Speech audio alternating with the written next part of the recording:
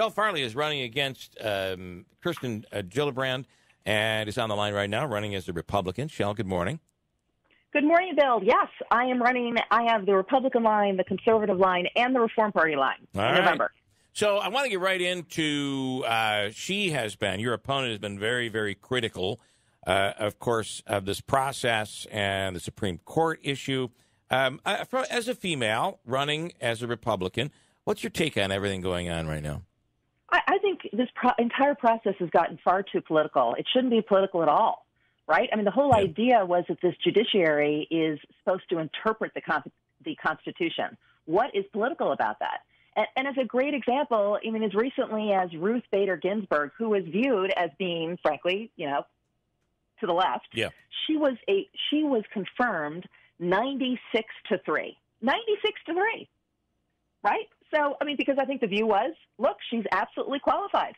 And I think we've gotten away from that, and we cannot continue to have this partisan politics, which is why I actually made a big deal yesterday about my signing the term limits pledge.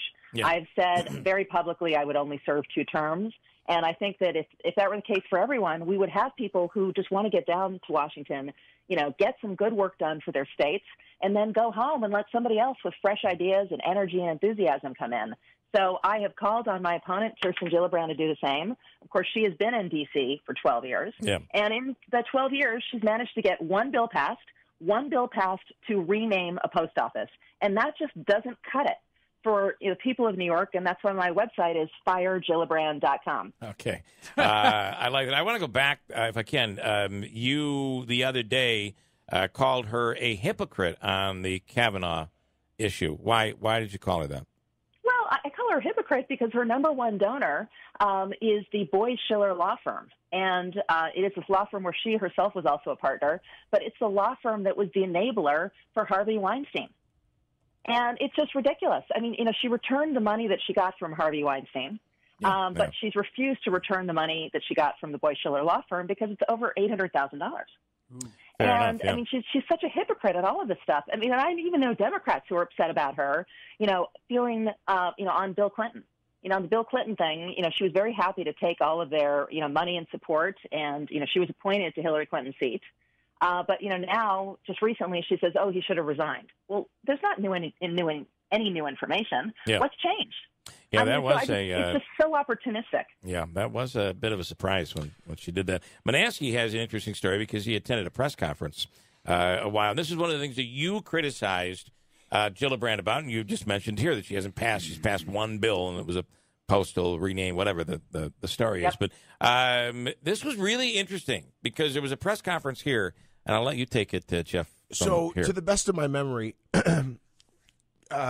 Senator Jill press conference at the Stanley to say that she had penned a bipartisan letter that she wanted an increase in funding for money that goes to states to assist not-for-profits that apply for federal grants. It was so strange and confusing. I can't believe she actually came to Utica. I was asking people, who did she have lunch with? She came for another reason. Well, this can't be the reason. The funny thing is that it was picked up and presented in the media almost as if all this money had been given to this legendary Stanley Theater, when in reality all it was doing is signing a letter in hopes of getting the money. I mean, but, again, I think you are pushing her to that, where she's got to be out there in places like Utica where we don't normally see her. So she doesn't pass legislation. She says, I wrote a letter. Yeah. Your take on that?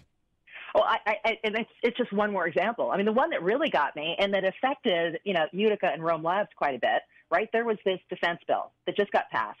And Kirsten Gillibrand sent out a press release taking credit for almost $200 million. It was $199 million in funding for 4 military bases through New York. I absolutely support that, right? Fantastic. The problem was she voted no on the bill. How do you take credit for something when you actually voted against it? And it's so disingenuous. I'm absolutely stunned. And that didn't get much press. They all talked about the fact that, she sent out this letter with Chuck Schumer, who, by the way, voted yes. And but nothing about the fact that she actually voted no. You cannot take credit for something when you vote no. That's funny. I don't know how you do that. I want to play a clip. I have to do this. I want you to listen to the clip and then give me your opinion. I had one beer, right? I had one beer. Well, do you think it was? Nope, it was one beer. Oh, good. How did you get home? I don't remember. How'd you get there? I don't remember. Where is the place? I don't remember. How many years ago was it? I don't know. All right, you know where this is going. Comment on that. I absolutely do. I think that, it was factual, right? I mean, he's just basically repeating, what her testimony was. You can take it however you want to take it. I cannot believe that we are discussing, what somebody did in high school. Let's be honest. and their fitness. Shell, if you can let me talk. Let's be honest. He was mocking her in a crowd that was booing and chanting. I mean, you're okay with that? We have as much proof that she's lying as we do that Kavanaugh did it. And as a woman, you can stand there and say you approve of what the president did the other night?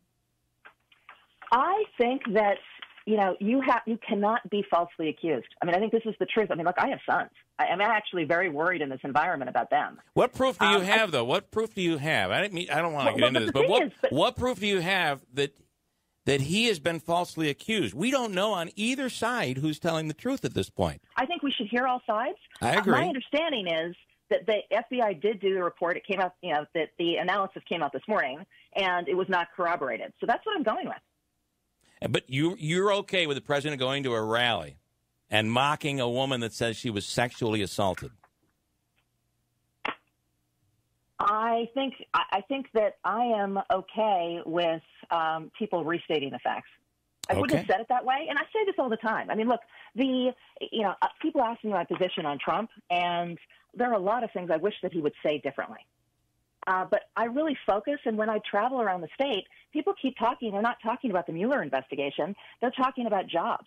And why is it that their kids can no longer live in New York because they couldn't get a job in New York? Yeah. And so they had to move to, Texas or Florida, which now means their grandkids live in Texas and Florida.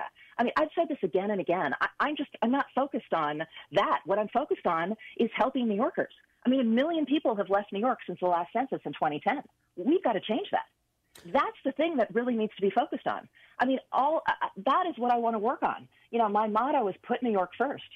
And so that's important. My position on Trump is simple. When the Trump administration's policies are good for New York, and look, so many of them are. Yeah. Right? The economy is at, booming, 4%, the stock market at all-time highs. That's great. But when they're not good for New York, and the tax bill is an example of this, right? It was good for, many New Yorkers, but it wasn't good for a lot of New Yorkers. More people, unfortunately, are likely to leave. And Kirsten Gillibrand sat on her hands and did nothing. And I said, your job was to negotiate it and make it better.